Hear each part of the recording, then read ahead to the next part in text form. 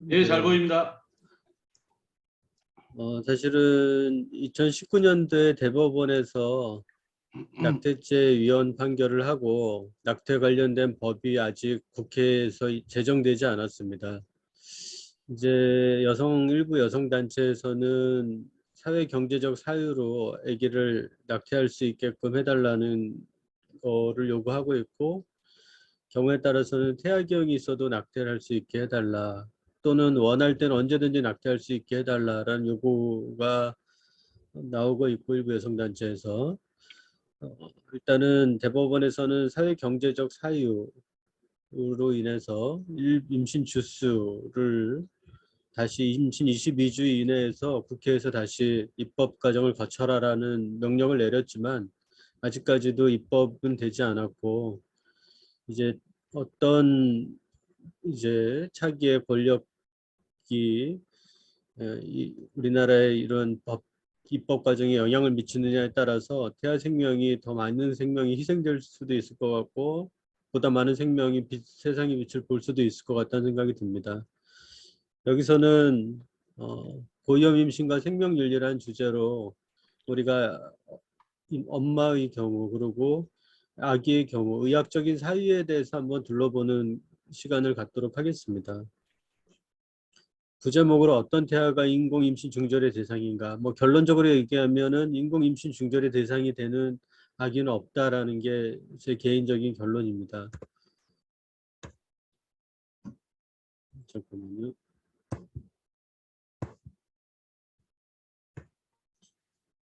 사실 우리는 누구나 다 천국에 대한, 물론 이 땅의 삶도 천국의 삶을 살아야 되겠지만, 이 땅의 삶 이후에 천국으로 가서 기쁘게 주님을 만날 마음의 준비, 그리고 이 땅에서 삶의 여정을 거쳐야 될 거라고 생각이 듭니다. 근데 만약에 우리들이 삶이 5일 정도 남아 있다면은 어떤 삶을 살고 싶나요? 이런 질문을 한번 드리고 싶습니다. 왜냐하면 태어나서 아기가 5일만 살고 간 아기들이 있거든요. 그게 만약에 아기가 아니라 우리라면 우리는 어떻게 살고 싶을까? 우리는 쉽게 생각을 하면은 어른 관점에서 아기를 봅니다. 아기는 아무것도 모를 거다라고 생각을 하고, 심지어는 뱃속에 있는 아기는 보이지 않으니까는 어떠한 책임감을 아니면 부담감을 가지지 않아도 된다라는 주장하는 일부 단체나 여성들도 있는 것 같습니다. 이 아기는 태어나서 5일만 살다 천국으로 갔습니다. 근데 사실은 이제 만약에 우리한테 5일의 삶이 남아있다라면 우리는 어떤 대접을 받고 싶고 어떻게 살고 싶은지. 근데 이 아이는 문해아였습니다. 이게 머리가 발달되지 않았었고, 만약에 우리나라의 문해아의 아기들은 임신 중에 문해아가 진단되면 대부분 다 우리도 알게 모르게 어느 곳에 가서 다 낙태를 당하게 됩니다. 당한다는 표현을 썼는데 본인의 의사랑 상관없이 낙태를 경험하게 됩니다. 근데 이 얘기는 저희 대학병원까지 왔던 이유는 엄마가 쌍둥이였어요. 한 아기는 정상이었고 한 아기만 문해아였는데, 이제 엄마의 관심사는 정상인 아기를, 특히 아빠의 관심사는 정상인 아기를 건강히 낳고 싶고, 이 문해아 아기에 대해서는 어떤 의학적 치료도 해주지 말아라는 요구를 했습니다. 그렇지만 이제 상담 기간 동안 입원해 있고 상담하는 동안 문해아로 태어나는 아이에 대해서도 기회 되면은 한 번은 만날 것을 제가 권유를 했었고, 물론 태어나서 오래 살지 못하겠지만 그 남은 기간 살아있는 동안에 그 아이의 삶에 대해서도 그 아이 입장이라면 엄마를, 특히 엄마나 아빠를 보고 싶어 할 거다라는 얘기를 했습니다. 이제 산부인과 의사로서 놀라운 경험을 많이 하는데요.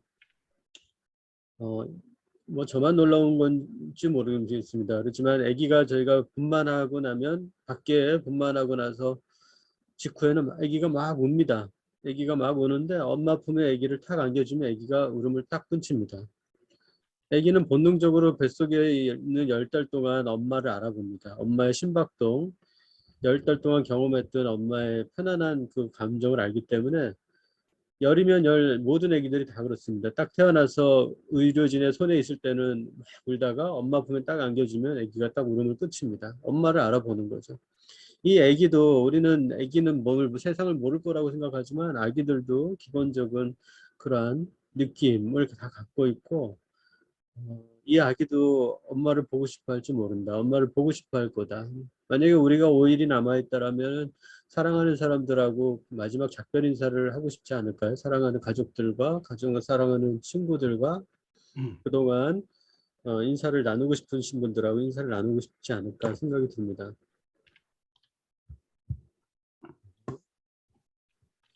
이제 오늘 제목은 고위험 임신과 생명윤리에 대한 건데 이런 예가 있었습니다. 이 자궁이 큰 근종으로 이제 30살에 이분 30살에 결혼을 했고 그리고 40살에 자궁의 혹이 너무 커서 배를 가득 채웠습니다. 근종이. 그래서 이제 더 이상 임신도 잘 안 되고 그래서 소망이 없이 자궁적출술을 하려고 병원에 입원했습니다. 이제 수술 전날 보통은 이제 근종의 크기라든가 이런 위치라든가 이런 걸 보기 위해서 초음파를 보는데 놀랍게도 바로 이제 내일이면 자궁적 출술할 건데 자궁 한쪽 구석에 보니까 아기 심박동이 펄쩍펄쩍 뛰고 있는 거예요. 물론 이 환자는 이제 종양 전문 의사가 수술을 하기 위해서 입원을 했는데 이때만 해도 낙태법이 있었습니다. 뱃속에 아기가 심장이 뛰는 아기를 낙태하면은 안 되는 법이 있었어요. 2019년 대법원 판결 이전이었죠. 그래서 이 종양 의사는 이거 어떡하죠? 그러면서 산부인 상과인 분만 고위험 임신 전문인 저한테 의뢰를 했고 일단 근종이 너무 크기 때문에 예후가 안 좋을 확률이 있긴 하지만 환자한테는 그래도 한번 해보자 하는 데까지 해보자 라고 제가 설명을 드리고 그런데 이게 놀라운 일이 벌어졌어요. 아기가 근종이 그렇게 큰데도 자신의 공간을 만들어가면서 성장을 하기 시작한 겁니다.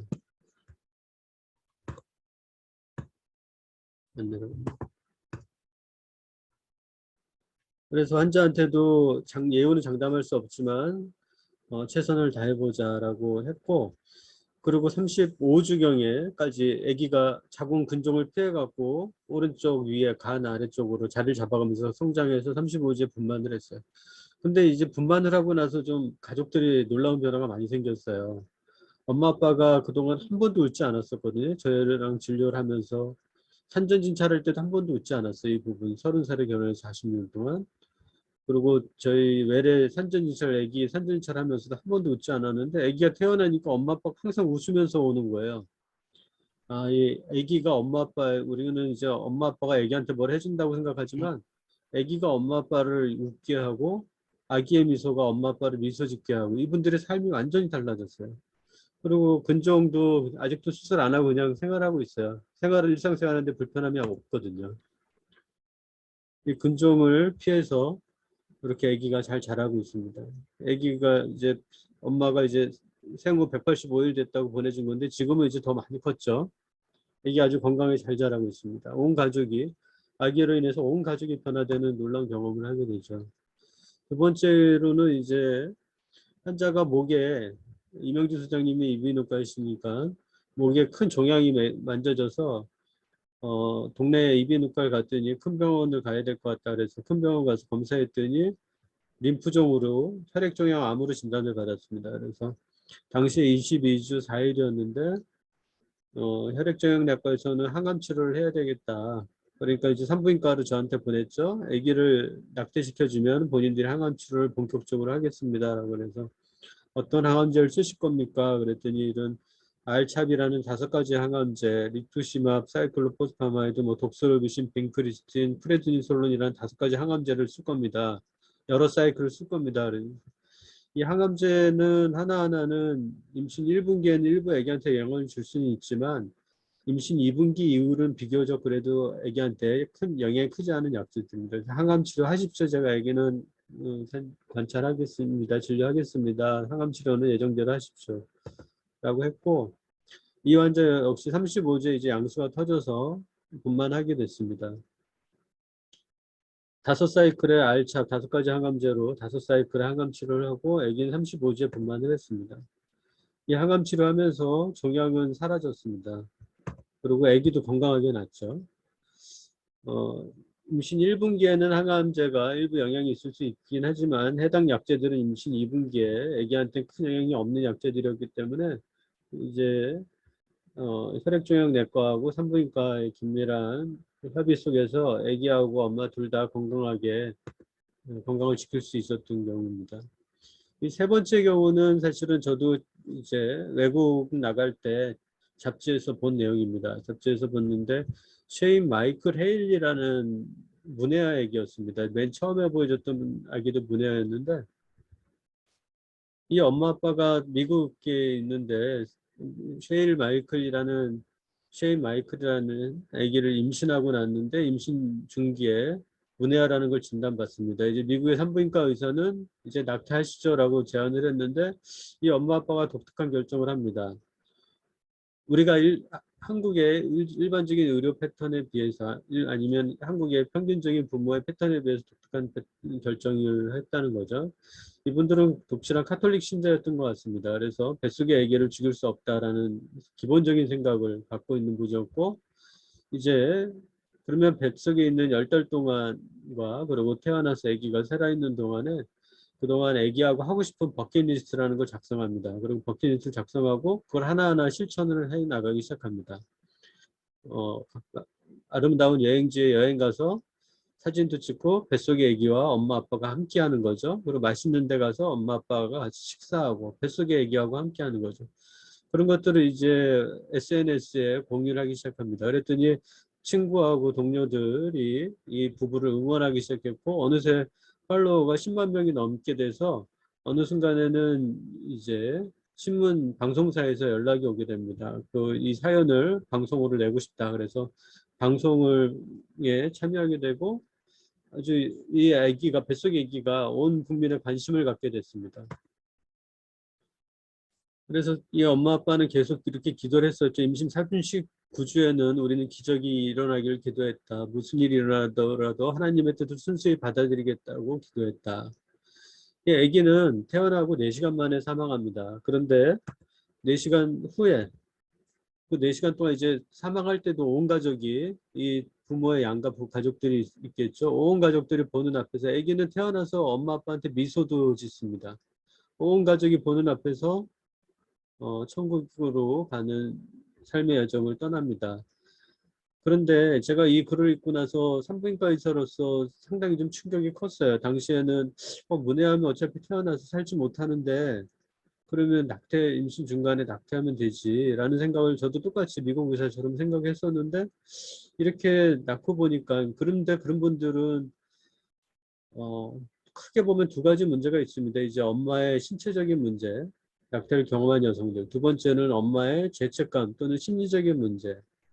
근데 이렇게 성숙한 이별을 참 성숙하다라는 느낌을 받았고, 이런 이별을 했을 때, 그러면 엄마의 육체 건강에는 어떨까 했더니 엄마 건강에 인공적인 낙태라는 것보다 이런 자연적인 분만을 했던 게 엄마 건강에 훨씬 더 좋다는 거예요. 제가 생각하기에. 이거 엄마 건강에 훨씬 더 부담이 덜 되는 것 같고 건강이 좋을 것 같은데. 그렇다면 심리적인 건 어떨까? 이렇게 성숙하게 이별해서 아기하고 우리가 이별할 시간이 필요하지 않습니까? 장례할 때도 3일간 이별의 시간을 갖고 뭐 사람이 사망했다고 갑자기 그냥 묻어버리지 않지 않습니까?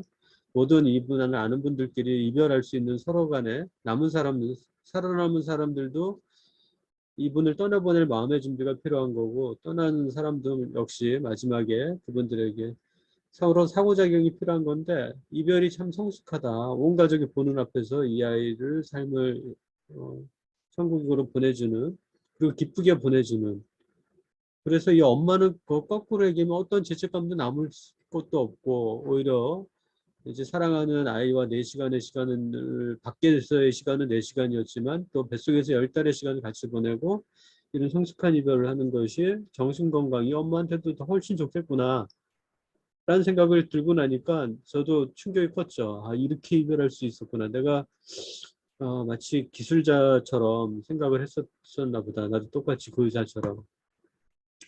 이 엄마 아빠는 이렇게 편지를 썼죠. 아들아, 너는 이 세상을 하나로 만들었고 모든 생명이 같이 있으며 보호받고 존경받아야 함을 증명했단다. 우리 천사 세인 마이클 헤일리를 그리며 엄마 아빠는 너를 하늘만큼 땅만큼 사랑한다. 라고 이렇게 편지를 썼어요. 그러고 나서 보니까 나중에 이 강의를 준비하려고 이 세인 마이클 얘기를 다시 찾으려고 보니까 이 사이트가 있더라고요. 천주교에서는 보네아도 낳고 이 경험들을 공유하는 사이트가 있었던 겁니다. 그래서 본인이 경험했던 것을 이제 동료 아니면은 같은 믿음의 형제들하고 그 사이트에 올려서 자신의 경험 얘기를 기록으로 남겨놓는 이런 애기들이 열 몇 명이 있더라고요. 이 사이트가 맨 처음에 거기 사이트에 안내드렸던 사이트에 보면은 나머지 다른 애기들의 사연도 있더라고요.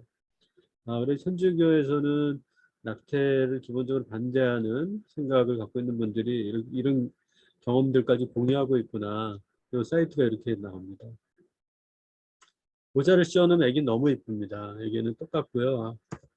그 5일간 살다간 한국에서 5일간 살다간 그 애기도 신생아실에서 너무 사랑을 많이 받았어요. 모자 씌워놓으니까 너무 이쁜 거예요. 간호사들이 너무 이쁘다고 다들 그 애기를 사랑하고 애기도 근데 그 엄마 그 아빠는 우리나라에는 가부장적인 사고방식이 있지 않습니까? 남자는 괜찮은데 여자는 충격이 크다 이런 생각들을 갖고 있고 일단은 경제적으로는 돈 들어가는 거는 하지 말아달라 이런 거를 했었고 아내한테는 나는 아기를 봐도 좋지만 엄마는 아기를 못 보게 해달라 이런 요구들을 의료진에게 했었어요. 그렇지만 이제 엄마는 그 아기를 보러 옵니다. 5일 살아있는 동안 한 번 보러 오고 결국에는 아기도 엄마를 볼 기회를 갖죠. 그리고 아기는 천국으로 갔습니다.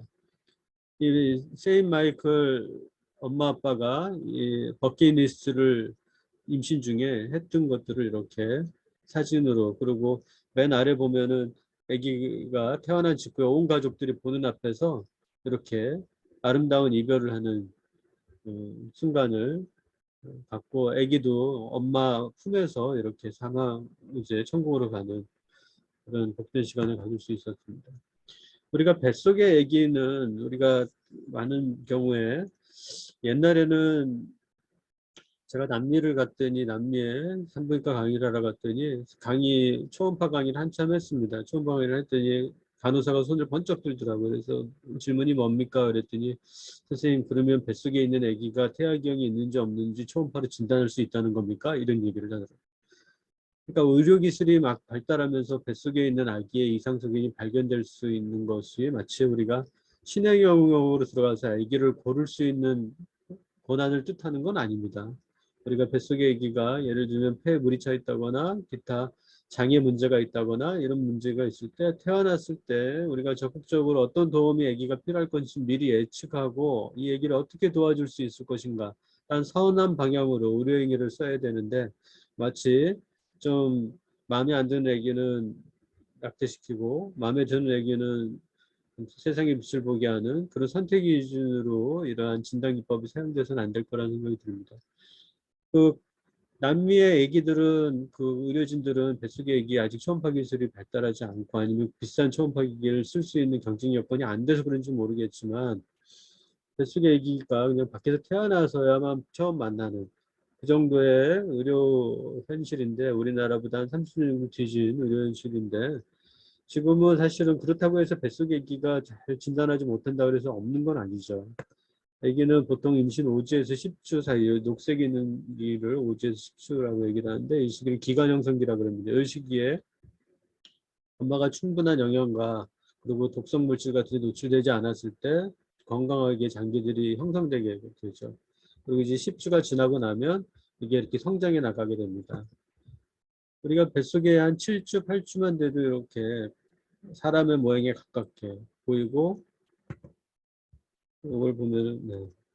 초음파를 보면 아기가 움직이는 것 춤추듯이 뱃속에서 꿈틀꿈틀 대면서 움직이는 걸 실시간으로 다 볼 수 있습니다. 그러니까 바깥에서 보기에 아기가 보이지 않는다 그래서 아기가 없는 건 아니고요. 우리가 믿음 아니면 사랑이 보이지 않는 거지만 실존하는 것처럼 여러분들 그리고 저도 사랑하는 가족이 있고 사랑하는 부모님, 사랑하는 자녀가 있는 것처럼 그 사랑이라는 건 눈에 보이는 것 같지 않지만 실존하는 것처럼 뱃속의 아기도 밖에서는 잘 못 알아볼 수 있지만 실존하는 실체입니다.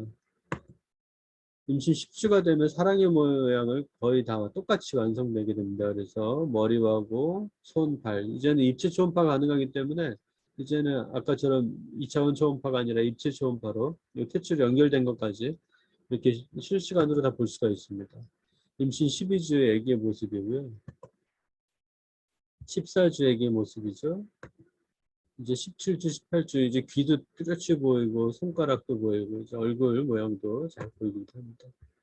얼굴 옆모습이 완전한 사람의 모습이죠. 17, 18주 되고 20주만 지나면 사람의 모습하고 똑같다고 보면 됩니다. 24주 얼굴의 모습이고 이제 크기가 커져서 한 화면에 다 들어오지 않고요.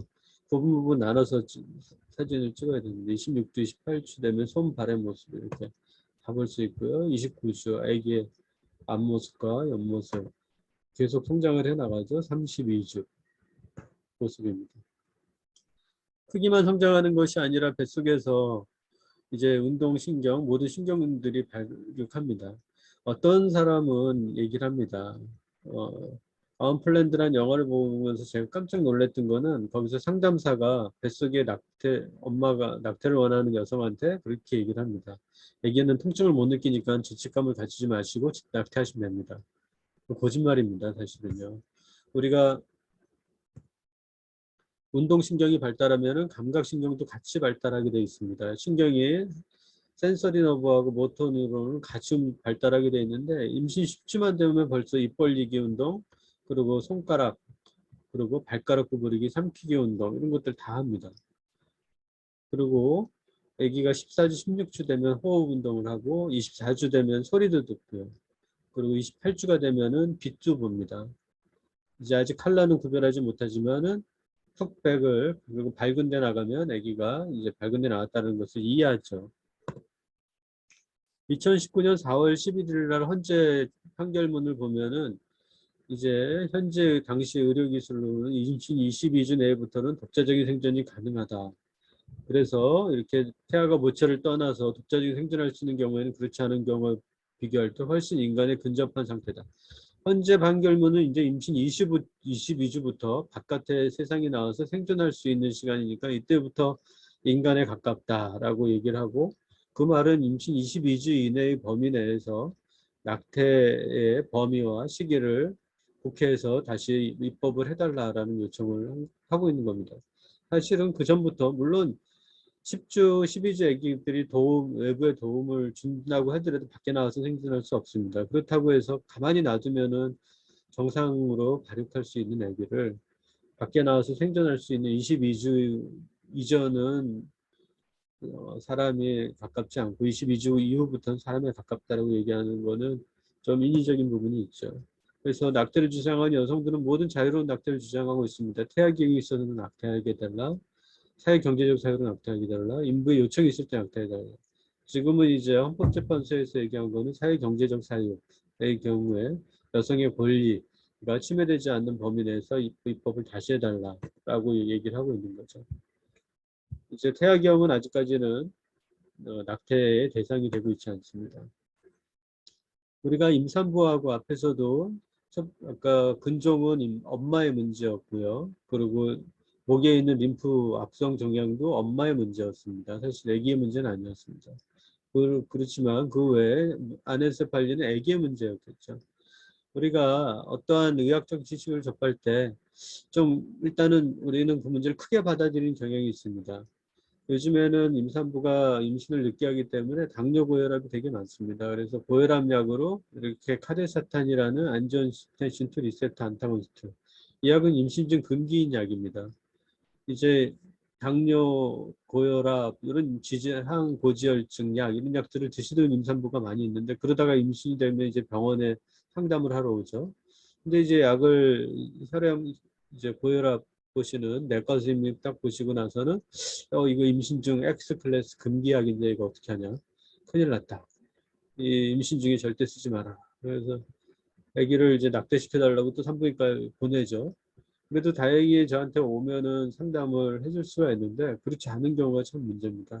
이 약은 사실은 콩팥에 작용을 합니다. 콩팥에 작용을 해서, 그리고 아기가 소변을 만드는 것을 좀 잘 못 만들게 해서 결국엔 양수 감소증으로 아기가 폐가 발달 못하고 팔다리 클러프 같은 게 생기면서 아기가 문제가 생길 수 있는데, 그 아기는 콩팥이 발달되려면 한 8주 정도는 최소 돼야지 그 타겟 오르간인 콩팥이 나타나기 시작하거든요. 그러니까 사실은 임신 7주경에 그냥 혈압약만 바꾸면 됩니다. 걱정하지 마시고 혈압약만 바꾸시면 돼요. 그리고 아기를 직접 기형을 유발시키는 게 아니라 올리고하이드럼넷을 유발시켜서 아기한테 영향을 주는 약이기 때문에 그냥 고혈압약만 다른 걸로 바꾸시면 됩니다. 라고 하면 되는데 이제 많은 분들이 사실은 이런 전문적인 과정은 잘 모르시기 때문에 이제 전문가한테 임산부가 약을 먹었다 그러면은 환자가 낙태 우려가 있는 산모라면 전문가한테 상담할 수 있게끔 안내를 해주면 되겠죠. 그래서 그분은 넷째도 잘 낳았어요. 이게 첫째, 둘째, 이 그라비다 5 파라3라는 게 뭐냐면 아이가 3명이 있다는 뜻입니다. 그래서 첫째 딸, 둘째 딸, 셋째 딸. 네 번째는 아들을 하나 낳고 싶다라는 생각이 있었는데 이번에 또 딸을 낳습니다. 그래서 요즘에는 아주 딸이 귀하죠. 이쁜 딸을 4명을 갖는 아주 큰 축복이 가정에 임했습니다. 아까 본 케이스죠. 목에 림프종이 DLBCL이라는 림포마로 진단받은 경우였고 아까 말씀드린 것처럼 항암 치료하고 이렇게 다 사라졌습니다. 우리가 약을에 대해서 과도하게 반응을 하는 경우가 있다는 것은 우리가 약을 먹으면 이제 마치 태아경이 90% 이상 생길 것 같은 산모한테 약을 먹은 산모한테 평가를 합니다. 뱃속의 아기가 태아경이 확률이 몇 프로일 거라고 생각합니까? 그러면은 90%라고 생각을 합니다. 근데 이제 설명을 다 듣고 나면 이제 그 확률이 5%, 10% 미만으로 줄어들게 되죠. 실제로 약이 노출된 분하고 약이 노출되지 않은 분을 봤더니 선전성 기형의 비율이 차이가 없어요. 통계학적 차이가 없습니다. 두 그룹 다 한 2.5%. 그래서 우리가 약을 먹든 안 먹든 아니면 방사선이나 태아기형 물질에 노출되든 안 되든 간에 선천적인 태아경이 생길 확률 3% 정도로 봅니다. 일부 불교 국가에서는 사실 엄마 영양 상태가 안 좋으면 클럽풋이나 아니면 심장기형 이런 태아경이 많이 생길 수가 있거든요. 엄마가 영양 상태가 좋아야 세포 재생이 잘 되면서 아기가 심장이라든가 안면이라든가 팔다리 이러한 세포 정상적인 모양으로 발달이 될 수 있는데 엄마가 영양 상태가 안 좋으면 이제 안면이 다치다가 제대로 못 다치고 입술이 관림증 같은 게 생길 수가 있는 거죠. 그런데 이제 그 산모를 가지고 예를 들면은 종교적으로 전생에 죄를 져서 그렇다. 그러면 이분들이 얼굴을 들고 다니지 못하는 이 마치 그 엄마 아빠도 그 아이도 마치 타고나면서부터 죄인인 것처럼 이런 오해를 사게 되는데 실제로 그런 게 아니죠. 엄마 아빠 영양 상태가 안 좋았거나 아기가 세포 재생이 해당 시기에 제대로 이루어지지 못해서 나타나는 현상이기 때문에 안면기형 클랩트 립은 수술해주면 되는 거고요. 만약에 다음 임신을 원한다면 거기에 필요한 엽산이라든가 적절한 영양 성취를 해서 예방할 수 있는 질환들인 거죠. 그렇게 모든 약에 노출되지 않아도 기본적으로 태아경이 생길 확률을 우리가 보통 한 3% 정도로 봅니다. 그걸 기본 위험도라고 얘기를 하고요. 그러니까 두 그룹 다 기본 위험도를 넘지 않는 정도의 확률이다라고 이해를 해드리겠습니다. 엄마 아빠가 간혹 그런 분들이 있습니다. 저는 완벽한 아기를 낳고 싶습니다. 뭐 그런 거예요. 우리가 비행기를 타는데 제가 탄 비행기는 절대 안 떨어지는 비행기를 타고 싶습니다.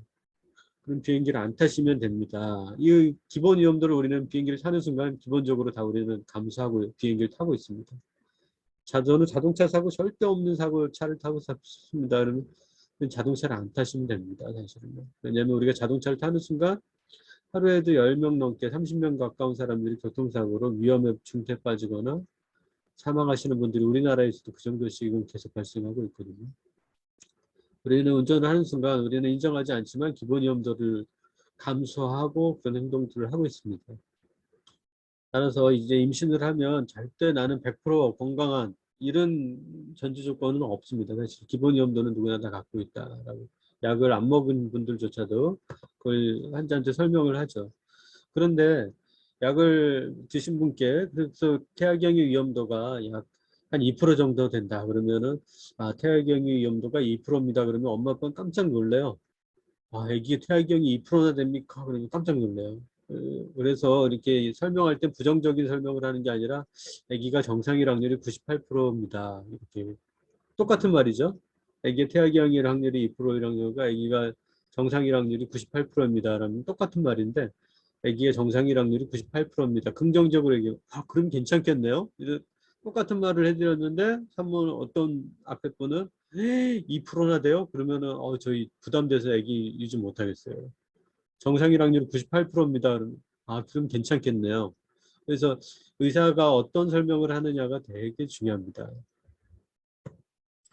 이제 간혹 산모분들 중에 풍진 예방 접종을 하려고 결혼 앞두고 오시는 분들도 있어요. 이 풍진 접종도 똑같이 약물인데 이거는 라이브 백신이기 때문에 우리가 임신 중에 금기인 백신이라 그러면 풍진, 그리고 미즐, 머프, 루벨라라는, 그리고 수도 풍진은 임신 중에 금기 백신인데, 그러면 임신한 줄 모르고 맞으면 어떻게 되냐? 사실은 그냥 임신을 유지하면 됩니다. 왜냐면 우리가 풍진 백신 맞고 풍진이 안 걸리는 것처럼 풍진 백신 맞고 태아기형이 생겼다는 보고가 아직 없습니다.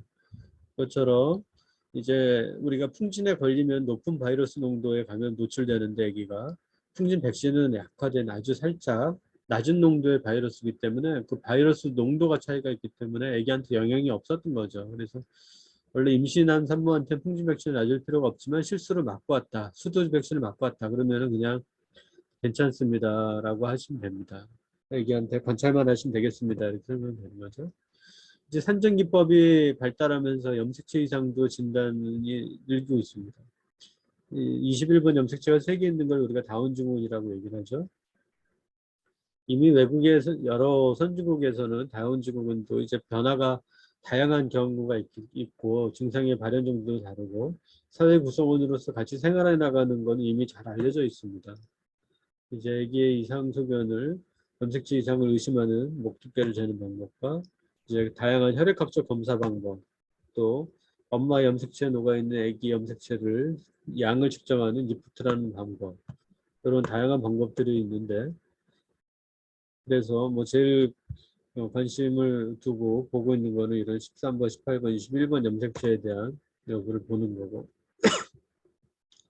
X 염색체가 하나 없는 경우를 우리가 터너 신드롬이라고 얘기합니다. 이제 사실은 여기 강의를 듣고 있는 분들 중에 본인 염색체가 정상인지 정상이 아닌지 알고 있는 분들이 몇 분이나 되는지 모르겠어요. 우리는 다 나이가 정상일 거라고 생각을 합니다. 그렇지만 이제 이분들이 염색체 검사를 할 때가 있습니다. 아기가 엄마 아빠가 결혼해서 아기 그를 임신을 원하는데 자꾸 유산이 되거나 아니면 아기가 이상소견이 있거나 하면 그때서 이제 엄마 아빠가 검사를 하죠. 그랬더니 염색체가 트랜스로케이션 변이가 있는 거죠. 아니면 일부 아주 크지 않지만 일부 변이가 있는 분들이 생각보다 많습니다. 우리가 염색체가 이상이 있다 그러면 뭔가 큰 문제가 있는 것처럼 생각을 하는데, 이 터너 신드롬은 X 염색체가 2개의 여아 중에 2개야 정상인데 하나가 없는 거죠. 그래서 이 터너 신드롬이다 그러면 나타날 수 있는 문제는 크게 2가지입니다. 일단 터너 신드롬은 IQ가 정상입니다. 다만 이제 키가 좀 작고요. 그리고 다음에 임신하려고 할 때 임신이 잘 안 되는 경우가 있습니다. 근데 이제 터너 신드롬도 이제 발전된 의학 기술의 도움으로 임신도 가능하고요.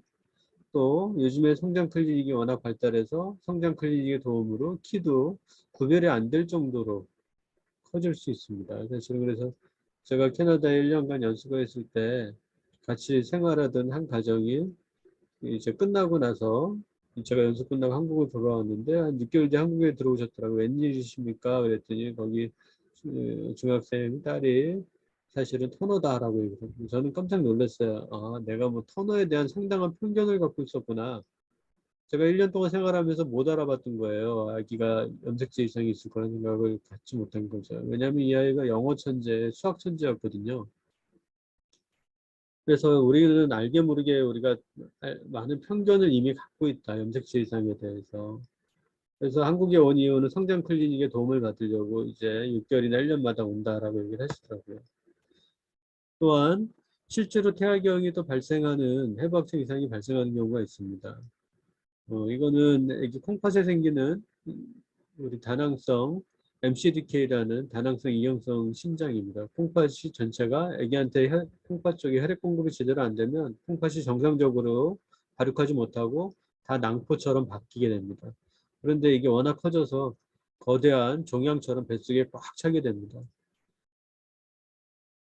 저도 이게 레지던트 때 아는 지인이, 제가 이제 초음파를 배울 때 이런 큰 혹을 가지고 왔어요. 그래서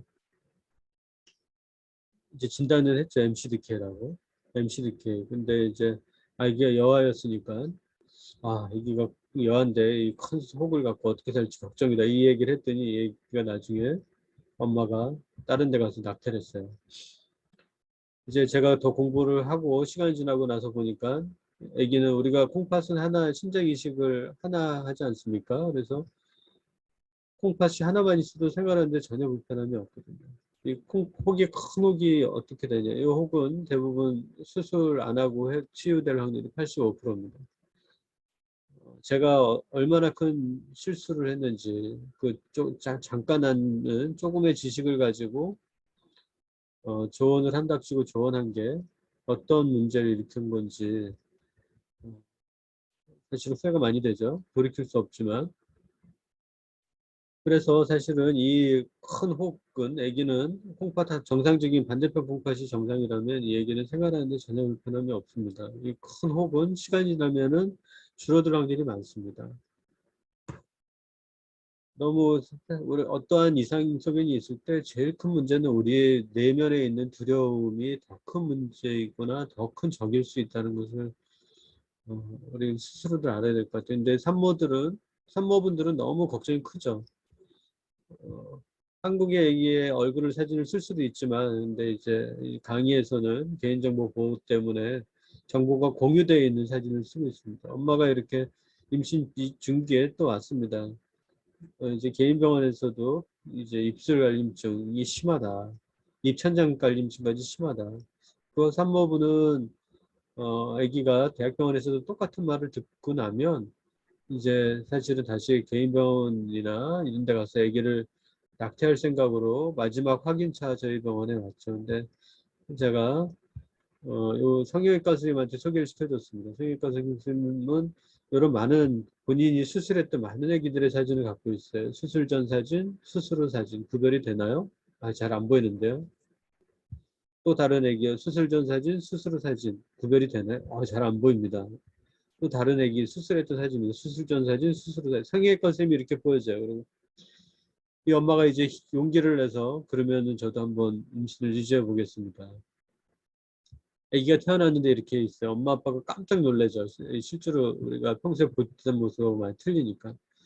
그렇지만 이제 1년 정도가 지나고 아기가 수술하고 이런 모습으로 왔을 때는 이제 엄마 아빠가 활짝 웃으면서 오죠. 만약에 이 아기를 뱃속에서 입술갈림증 때문에 아기를 죽였다라면, 낙태를 시켰다라면 그건 얼마나 끔찍한 일이겠습니까?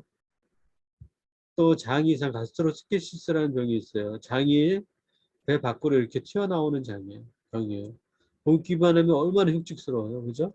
너무 흉측스러워 보이지만 이거는 사실은 이 장이 문제가 아니에요. 배꼽을 주변에 피부가 배꼽만 남기고 잘 닫혀야 되는데 어떠한 이유에선지 세포 영양소가 결핍돼서인지 아니면 기타 이유에선지 배꼽이 덜 닫힌 거죠. 그래서 배꼽 주변으로 장이 밀려 나온 사진이에요. 그래서 이 장이 문제가 아니기 때문에 이 장은 배꼽 안으로 다시 넣고 그 구멍 있는 데를 꼬매주면 되는 거죠.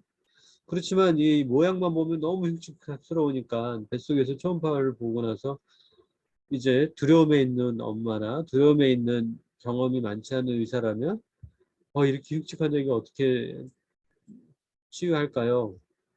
이 아기가 본인이 어렸을 때 사진을 가지고 이렇게 찍은 겁니다. 본인이 아기예요. 본인 사진이죠. 이 장이 밀려나온 거는 장 문제가 아니기 때문에 장 안으로 넣고 배꼽 밀려나온 부분을 꾸며주면 되죠. 여러분들 우리도 몸이 아플 때 도움이 필요하면 도움을 받아야 되는 것처럼 이 얘기도 도움이 필요한 거지 이 자체가 무슨 흉측스러운 괴물이거나 그런 게 아니라는 걸 이해할 필요가 있겠죠. 척추분리증 우리나라에서도 다른 이상은 그래도 많이들 치료도 시도하고 하는데 아기가 척추분리증이 있습니다. 아니면 문해합니다. 그러면 신경이 손상이 의심된 가능성이 있다 그러면 다들 사라져요.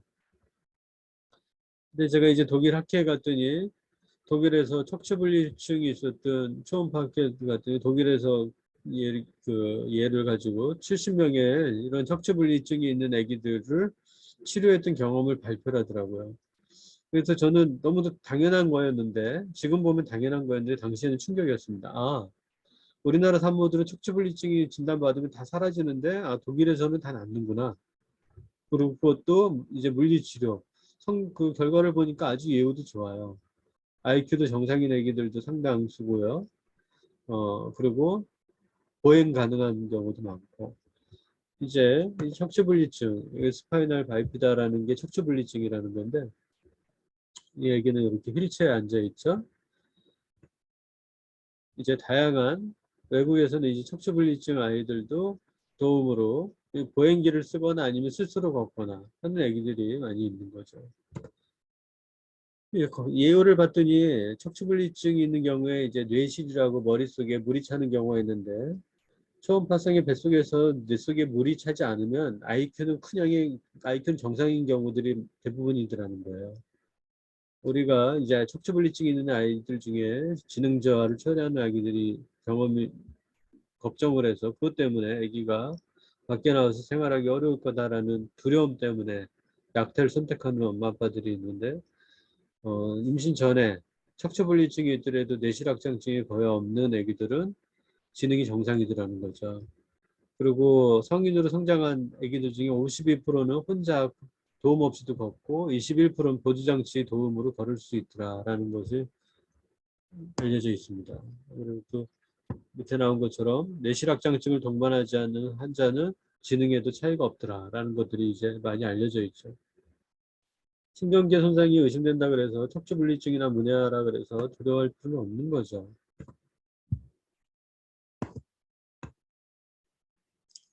이제 아까 맨 처음에 시작했던 문해아입니다. 문해아의 아기들은 사실은 대부분 다 사망합니다. 평균 생존 시간은 한 10분에서 8일 정도까지, 보통 평균 서바이벌은 55분 정도로 대부분의 아기는 사망합니다. 그렇지만 우리가 사실은 우리도 언젠가는 천국으로 가야 될 텐데, 우리가 남은 삶이 8일이 남았건 5일이 남았건 간에 5일, 8일의 삶이 의미 없으니 지금 바로 이 순간에 생명을 종결시켜야 된다고 생각하시는 분, 동의하시는 분은 많지 않을 거라고 저는 생각합니다. 그래서 이 얘기는 아까도 얘기했지만 태어나고 직후에 소견이에요. 의료진들이 이 얘기를 도와주려고 마스크 쓰고 머리에 모자 캡 쓰고 간호사들하고 의료진들이 손을 이렇게 분만실에서 수술실에서 이렇게 도와준 거 있죠. 물론 이제 정상적인 상태와 건강한 형제는 건강하게 특별한 도움이 필요 없었고, 오히려 이 얘기가 도움이 필요해서 이렇게 의료진들이 도와주고 있는 모습이죠. 아까 얘기한 대로 5일의 삶을 살고 가게 됩니다. 아까 공유했던 마이클 헨리, 죄송합니다.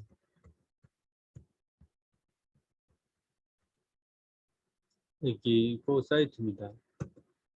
정리하면은 태아기염도가 있는 약제들, 우리가 흔히 얘기하면 태아기염 유발물질이라고 하는 것들을 노출됐을 때 더 큰 문제는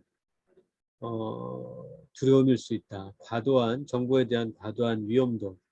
아기가 특정 약에 노출됐을 때 이게 기형이 생길 확률이 뭐 90%, X약을 먹었으니까, 진짜 금기약을 먹었으니까 태아기형이 90% 생기는 게 아니라 뭐 한 보통은 2, 3% 이내의 약들이 대부분이고요. 이렇게 또 설명할 때는 정상일 확률, 긍정적인 면으로 접근하는 게 좋겠다. 아기의 정상일 확률이 97%입니다. 정상일 확률이 98%입니다. 이렇게 긍정적인 상담이 아주 중요하다. 그리고 산전 진단의 목적은 아기를 건강 상태를 확인해서 태어나서 도움이 필요한 아기들을 조기 치료하기 위한 거다라고, 아기를 선택해서 낙태시키려는 게 산전 진단의 목적이 돼서는 안 된다는 거고요. 대부분의 해부학적 이상은 지금은 심장기형의 90% 이상이 다 완치가 가능한, 현재 의료기술 수준이 그 정도까지 와 있습니다. 대부분의 해부학적 이상은 적절한 치료로 사회 적응이 가능하다. 척추분리증조차도 상당히 예후가 좋다.